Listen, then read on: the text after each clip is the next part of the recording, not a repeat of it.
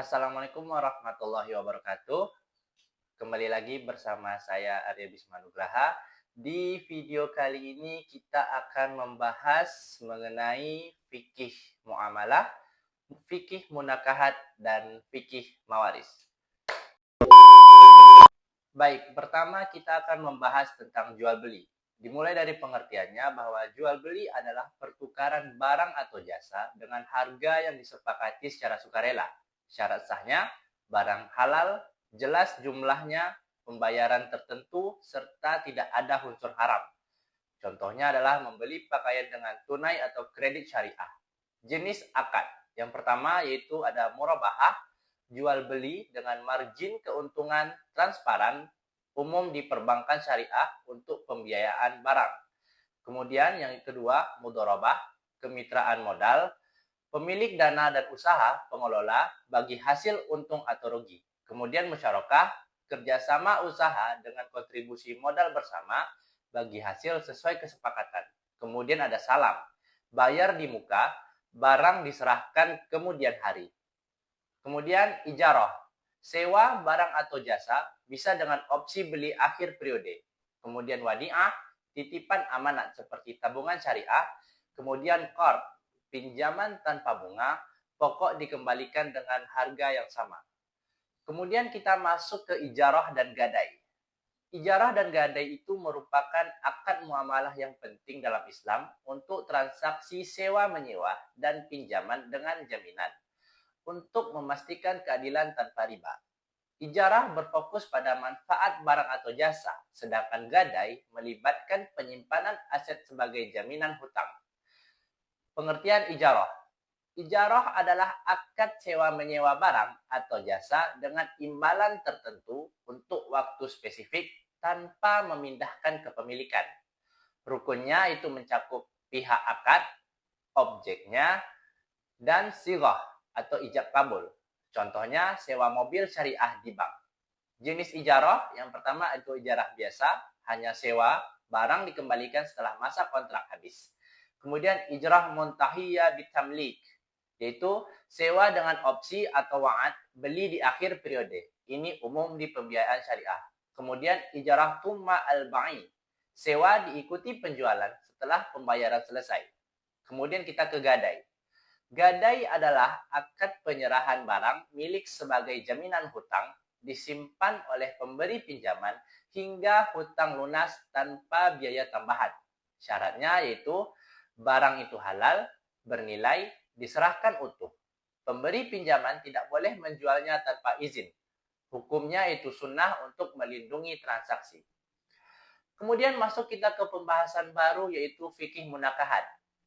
Pernikahan dalam Islam adalah ikatan suci antara laki-laki dan perempuan untuk membentuk keluarga yang sakinah, mawaddah, dan warahmah. Dengan hukumnya yaitu sunnah muakkadah bagi yang mampu.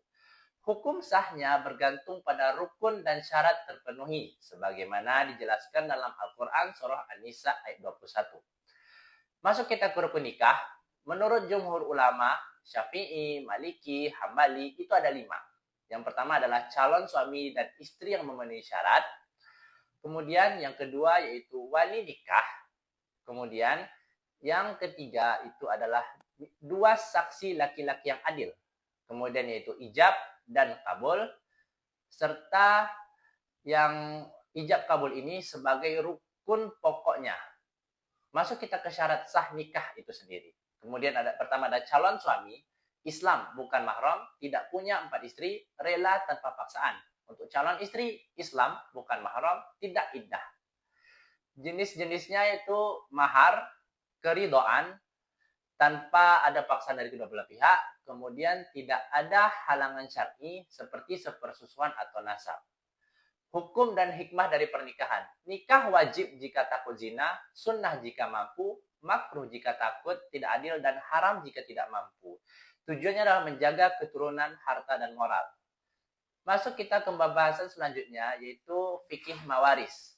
Fikih mawaris dalam Islam yaitu mengatur pembagian harta peninggalan dari seseorang yang sudah meninggal kepada ahli warisnya secara adil dan pasti.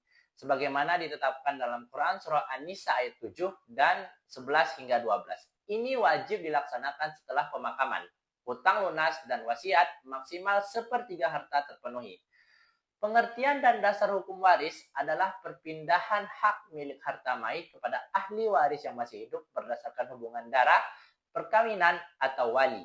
Dasar utamanya itu Al-Quran surah An-Nisa tadi, kemudian hadis, ijma, dan kias. Di Indonesia itu diatur dalam KHI, buku kedua.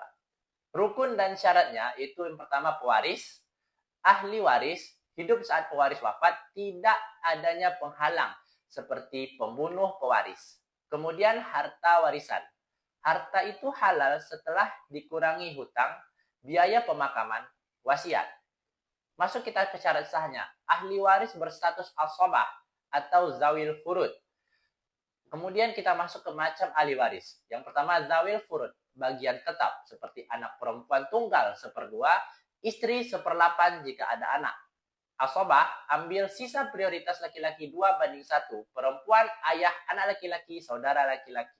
Kemudian asobahlah walad, gabungan seperti anak perempuan jadi asobah jika ada anak laki-laki. Baik, sekian dulu untuk pembahasan terkait dengan fikih muamalah, munakahat, dan mawaris. Sampai jumpa di pembahasan selanjutnya. Terima kasih. Assalamualaikum warahmatullahi wabarakatuh. Thank you, everyone! Thank you, Elmar! Boom!